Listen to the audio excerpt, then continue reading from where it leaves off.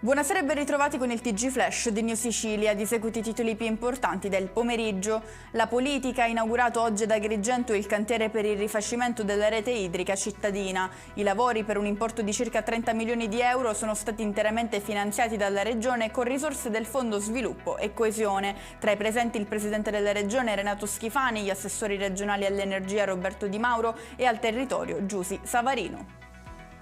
Catania si candida a Capitale della Cultura 2028. La giunta, presieduta dal sindaco Enrico Trantino, ha approvato l'atto che avvia il percorso per la presentazione della candidatura.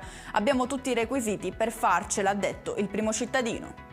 La cronaca con un aggiornamento su un presunto caso di mala sanità. Rinviato a giudizio il personale sanitario, 4 persone in totale, che hanno avuto in cura Laura Daidone, la 37enne morta nel 2023 all'ospedale di Cefalù in provincia di Palermo a causa di una sepsi addominale. Secondo l'accusa la diagnosi non sarebbe stata fatta in tempo.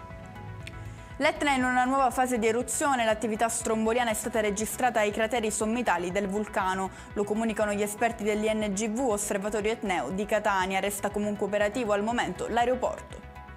In chiusura le previsioni meteo per domani, cieli sereni e temperature massime poco al di sopra dei 20 gradi continueranno a regnare sovrani in Sicilia. La protezione civile non ha diramato alcuna allerta meteo.